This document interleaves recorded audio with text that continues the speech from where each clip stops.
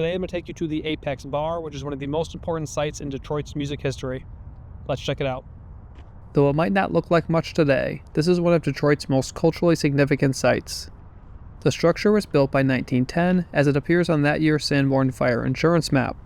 Initially, the structure had 2 ground-floor storefronts and apartments on the second floor. By May 1934, Achille Caron ran a bar here. This era of Detroit saw a large increase in the number of bars, as Prohibition had ended in December 1933. The neighborhood surrounding the bar initially had a sizable Jewish population. However, that began to change by the 1920s, and by the 1940s, the neighborhood had a large black demographic. The fabric of the neighborhood, which was once stores, theaters, bars, and restaurants owned by Jewish and Eastern European Detroiters, followed the neighborhood's trajectory, becoming a place for black Detroiters to work, live, and relax. I haven't been able to determine precisely when the Apex Bar opened. However, it was there for certain in the 1940s, and has been made famous globally by one man in particular. I post videos like this every Friday, so please subscribe to the channel if you haven't. John Lee Hooker turned up in Detroit in the early 1940s after leaving home in deep Mississippi at 14, spending time in Memphis and Ohio on the way up north. He found work as a janitor in one of Detroit's auto factories and continued playing music when he wasn't on the job. Eventually, Hooker became a staple of the Apex Bar, the location where he wrote one of the most iconic blues songs of all time. In Bruce Pollock's 2002 book, Working Musicians, Hooker is quoted, "I used to play at this place called the Apex Bar in Detroit. There was a young lady there named Luella. She was a bartender there. I would come in there at night and I'd never be on time. Every night the band would meet me there. Sometimes I'd be on the bandstand playing by the time I got there.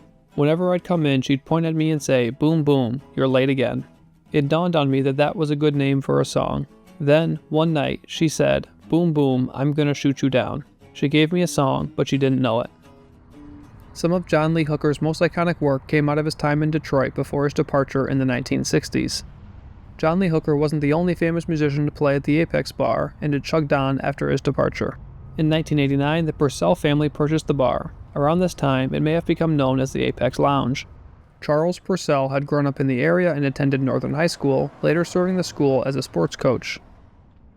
His wife Marvelous wasn't from the neighborhood, but she took over running the bar full-time after her husband died in 1995. The bar had live music into the 2000s, however, it wasn't the everyday staple it once was decades prior. In May 2014, Marvelous passed away and her bar closed soon after. In 2017, the Detroit African Music Institution, a nonprofit associated with local artist Bryce Detroit, used grant funding to purchase the Apex and complete its stabilization work there. According to an interview with Model D Media, the goal is to establish the location as a neighborhood cultural hub, as it was for decades before its closure. Many of the structures important to Detroit's black history, especially those related to music, are gone. Joe's Record Shop, the Phelps Cocktail Lounge, the Greystone Ballroom, Club Mozambique, and countless other important sites have been demolished. For this reason, the renovation of the Apex Bar is all the more important. The group handling the Apex Bar is strong, and I'm confident they'll do right by this historic building.